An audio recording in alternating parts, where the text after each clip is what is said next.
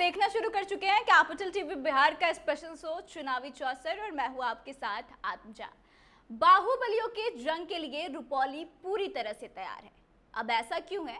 दरअसल आपको बता दें कि लोजपा रामविलास की तरफ से जो शंकर सिंह थे, पिछले बार के विधानसभा चुनाव में उन्होंने वहां से चुनाव लड़ा था और लगभग 40,000 वोट उन्होंने लाया था, लेकिन अब उन्होंने अपनी पार्टी से इस्तीफा दे दिया है। अब जाहिर सी बात है कि एनडीए की तरफ से जब जदयू का उम्मीदवार मैदान में है और उसके बाद से शंकर सिंह का इस्तीफा देना इस बात को बताता है कि वह भी मैदान में उतरने के लिए पूरी तरह तैयार है और वह निर्दलीय नामांकन कर सकते हैं। वहीं दूसरी तरफ अब राजद की तरफ से किसको उम्मीदवार बनाया जाता है इसकी घोषणा तो नहीं हुई है, लेकिन बीमा भारती के पति अवधेश मंडल का नाम चर्चा में है और वह भी यहां से चुनाव लड़ सकते हैं। तो यहाँ की लड़ाई काफी दिलचस्प होने वाली है। अगर यह दोनों मैदान में एक साथ उतरते हैं तो जंग काफी ही टक्कर का होगा और दिलचस्प होगा। तो आइए जानते हैं कि क्या कुछ होने वाला है रुपौली सीट पे, कैसे मुकाबला होने वाला है। और इसी पर बातचीत करने के लिए हमारे साथ बिहार की राजनीति की अच्छी जानकारी रखने वाले सीनियर जर्नलिस्ट सरोज सिंह जी मौजूद हैं। सर, आपका बहुत बहुत स्वागत है। जी बहुत धन्यवाद। सर, रुपौली सीट को लेकर अब काफी दिलचस्प मामला देखने को मिल रहा है। अब जब शंकर सिंह ने इस्तीफा दे दिया है तो क्या कुछ चीजें हो सकती हैं? देखिए, एक बड़ा झटका है चिराग पासवान के लिए शंकर सिंह का इस्तीफा। पार्टी के स्थापना काल से ही शंकर सिंह जुड़े हुए थे एलजेपी के साथ, और आपने खुद कहा कि जो पिछला चुनाव हुआ था 2020 का 40,000 प्लस वोट शंकर सिंह ने लाए थे। इस बार भी पूरी उम्मीद थी कि बाई इलेक्शन में शंकर सिंह को ही प्रत्याशी बनाया जाएगा, लेकिन नीतीश ने एक ऐसी चाल चल दी कि चिराग पासवान देखते रह गए और चिराग पासवान को झटका लगा। आज उन्होंने अपना इस्तीफा दे दिया है। एक लंबा चौड़ा पत्र भी भेजा है शंकर सिंह ने, उसमें तमाम चीज़ों का जिक्र है और साथ ही साथ एक ऐलान भी है कि हम रुपौली से निर्दलीय चुनाव लड़ेंगे। तो इसका मतलब है कि शंकर सिंह वहाँ निर्दलीय चुनाव लड़ने वाले हैं। और जिस तरह ने आपने कहा अपने इंट्रो में कि बाहुबलियों की जंग होने वाली है, तो अवधेश मंडल भी उन्होंने भी निर्दलीय वहाँ से लड़ने वाले हैं। तो दो उम्मीदवार तो सामने हैं और कहिए कि तीन उम्मीदवार सामने हैं। शंकर सिंह ने घोषणा कर दी है, अवधेश मंडल ने घोषणा कर दी है और कलाधार मंडल जो थे जनता दल यूनाइटेड के तरफ से, उनका तो विधिवत ऐलान ही हो गया। तो तीन उम्मीदवारों के चेहरे साफ हो चुके हैं रुपौली विधानसभा में।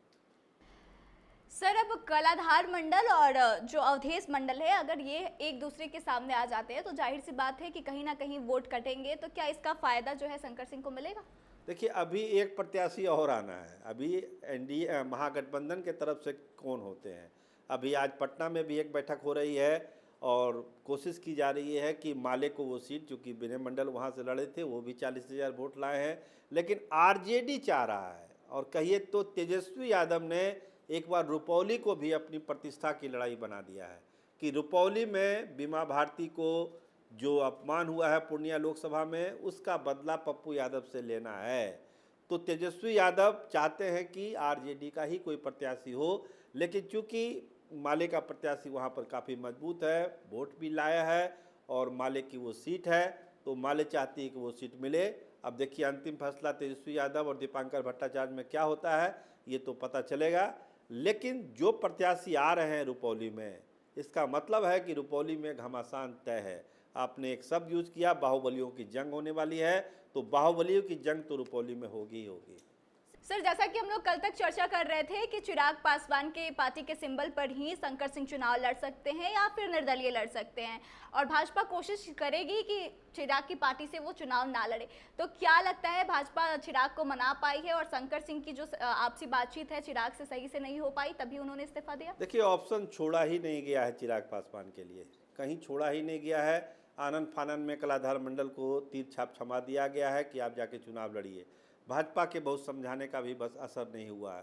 शंकर सिंह को भी समझाने की कोशिश की गई है कि ये बाई इलेक्शन है, आप थोड़ा सा ठंड रखिए, लेकिन शंकर सिंह ने साफ अपने पत्र में भी कहा है कि हम रात दिन लगे हुए हैं रुपौली में, हम नहीं मानेंगे, हम चुनाव लड़ेंगे। तो चिराग के समझाने का भी असर नहीं हुआ और शंकर सिंह ने अपना इस्तीफा दिया है। तो कहीं ना कहीं से एक झटका तो है चिराग पासवान के लिए, क्योंकि उनके मजबूत साथी शंकर सिंह उस इलाके में सीमांचल में थे, जिससे वो अब दूर हो चुके हैं। अब रिजल्ट जो आए ना आए तो अलग कहानी है, लेकिन चिराग को अपना एक मजबूत हाथ वहाँ काटना पड़ा शंकर सिंह के रूप में।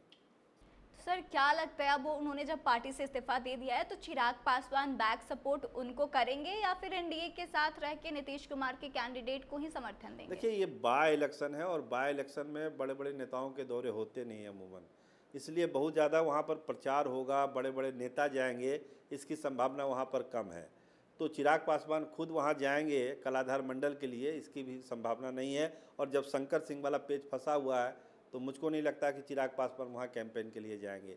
लेकिन जो स्थानीय स्तर पर चीज़ें वहाँ पर हो गई, अवधेश मंडल, शंकर सिंह, विनय मंडल, कलाधार मंडल, तो ये तमाम जो चेहरे आए हैं और अभी पप्पू यादव का पेच लगना बाकी है। पप्पू यादव किसको सपोर्ट करते हैं, ये भी बड़ा सवाल है, रुपौली में पूछा जा रहा है कि पप्पू यादव का कदम क्या होगा। पप्पू यादव कह रहे हैं भाई कांग्रेस का प्रत्याशी दीजिए, अगर कांग्रेस का प्रत्याशी नहीं हुआ तो पप्पू यादव कुछ भी अपना नया खेल कर सकते हैं। तो पप्पू यादव के कदम पर भी नज़र रखने की जरूरत है और पप्पू यादव का रोल बहुत ही महत्वपूर्ण होने जा रहा है रुपौली विधानसभा के लिए। सर तो पप्पू यादव के जिस कदम की आप बात कर रहे हैं वो क्या हो सकता है? वो अपना समर्थन किसी को दे सकते हैं या फिर किसी समर्थक को वहां से चुनाव लड़वा सकते हैं? देखिए, वहाँ पर बहुत इंडिपेंडेंट चर्चा हो ही रही है, बहुत निर्दलीय भी वहाँ चुनाव लड़ रहे हैं। तो पप्पू यादव तो अभी अपने पत्ते खोलेंगे नहीं, अभी वो इंतजार करेंगे कि महागठबंधन की तरफ से प्रत्याशी कौन होता है। एक बार वो पत्ता खुलेगा फिर देखिएगा पप्पू यादव के बयान आने शुरू हो जाएंगे, पप्पू यादव अपने पत्ते खोलने शुरू कर देंगे अगर कांग्रेस का नहीं हुआ तो बहुत सारी चीज़ें अभी रुपौली में होनी है। अब रुपौली में पप्पू यादव और शंकर सिंह ये बड़े फैक्टर होंगे, डिसाइड हार जीत के अंतर को बहुत ज़्यादा तय करने वाली स्थिति में है। हाँ ठीक है सर, आपका बहुत बहुत धन्यवाद। तो देखिए, रुपौली में उपचुनाव होने वाला है और अभी यहाँ की लड़ाई जो है दो बाहुबलियों के बीच में होने वाली है, या यूं कहें कि तीन बाहुबलियों के बीच में होने वाली है, क्योंकि शंकर सिंह ने अब एलजेपीआर से इस्तीफा दे दिया है और उन्होंने ऐलान कर दिया है कि वह निर्दलीय चुनाव लड़ेंगे। वहीं दूसरी ओर बीमा भारती के पति अवधेश मंडल भी पूरी तरह से तैयार हैं इस सीट से चुनाव लड़ने के लिए, चाहे उन्हें राजद टिकट दे या ना दे, वो भी निर्दलीय चुनाव लड़ने के लिए तैयार है। और तीसरे जिस बाहुबली की हम बात कर रहे हैं उनका नाम है पप्पू यादव, जो कि रुपौली के चुनाव में महत्वपूर्ण भूमिका निभाएंगे और वो जिस तरह की बयानबाजियां करेंगे या जिसको समर्थन देंगे वो बहुत हद तक डिसाइड करेगा कि रुपौली पर किसका कब्जा होगा। तो तीन फैक्टर जो है अभी तक सामने आ रहे हैं, बड़े फैक्टर हैं जिनके बीच लड़ाई दिलचस्प होने वाली है। तो आपको क्या लगता है कि यहाँ पे क्या कुछ होने वाला है और कौन कौन से कैंडिडेट सामने आ सकते हैं और किसके जीतने की ज़्यादा संभावना है? आप कमेंट करके अपनी राय जरूर बताएं, वीडियो को शेयर करें और आगे के तमाम अपडेट्स के लिए देखते रहे कैपिटल टीवी बिहार। धन्यवाद।